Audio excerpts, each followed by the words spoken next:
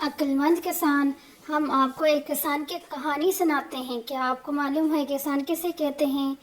یہ تو آپ سب جانتے ہوں گے کہ اللہ پاک ہمارے لیے کھانے پینے کی بہت ساری چیزیں، چاول، گندم، چاول، دالیں وغیرہ اور سارے پھل، سیب، آم وغیرہ زمین سے اگاتے ہیں۔ زمین کو کھودا جاتا ہے اور اس میں بیج ڈالے جاتے ہیں، پھر اللہ تعالیٰ اس میں اناج اور پھل اگاتے ہیں۔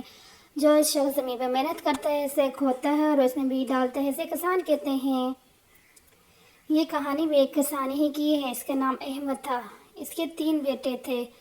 وہ اپنے گھر میں بہت خوش تھے، لیکن احمد ایک بات سے بہت زیادہ پریشان تھا کہ اس کے بیٹے بہت سست اور کام چور تھے۔ وہ کام کاج میں بالکل اس کی مدد نہیں کرتے تھے۔ آخر بہت سوچنے کے بعد اس کے ذہن میں ترتیب آئی۔ اس نے اپنے بیٹوں کو جمع کیا، ان سے کہا کہ پیارے بیٹوں، ہمارے زمین کے اندر خزانہ چھپا ہوا ہے اور اسے نکالنا چاہتا ہوں، لیکن میں بوڑھا ہو گیا ہوں اور اکیلے یہ کام نہیں کر سکتا۔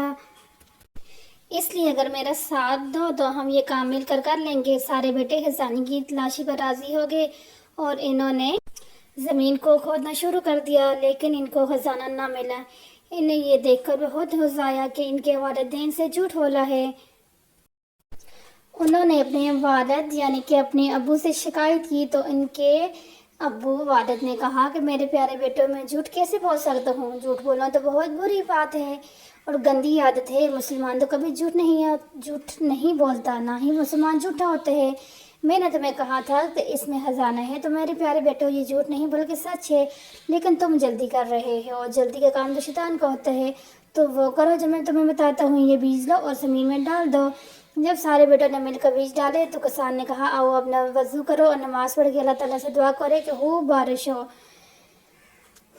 پھر انہوں نے وضو کیا، نماز پڑھی، اللہ سے دعا کی۔ اللہ تعالیٰ نے ان کی دعا قبول کی اور خوب بارش ہوئی اور کچھ ہی دنوں میں زمین میں پودے اگنے شروع ہو گئے۔ کسان نے اپنے بیٹوں سے کہا، دیکھو یہ ہے وہ خزانہ جس کا میں تم سے کہا کرتا تھا کہ جب کوئی شخص محنت کرتا ہے تو اس کا پھل اس کو ضرور ملتا ہے۔ اللہ تعالیٰ کسی کی بھی محنت کو ضائع نہیں کرتا، اس لیے ہمیں محنت کرتے رہنا چاہیے۔ کسان کے بیٹوں نے محنت کی اور ان کو پھل یہ ملا کہ ان کی فصل بہت زیادہ اچھی ہوئی۔ آج کی یہ کہانی ہوئی ختم۔ ہمیں بھی محنت کرنی چاہیے اور کبھی بھی گھبرانا نہیں چاہیے۔ محنت کریں گے تو کامیاب ہوں گے۔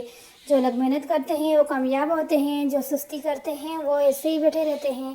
وہ محنت کرنے والے جو ہوتے ہیں وہ کامیاب ہو کے ان سے بہت آگے نکل جاتے ہیں، کیونکہ اللہ تعالیٰ کسی کی بھی محنت ضائع نہیں کرتا۔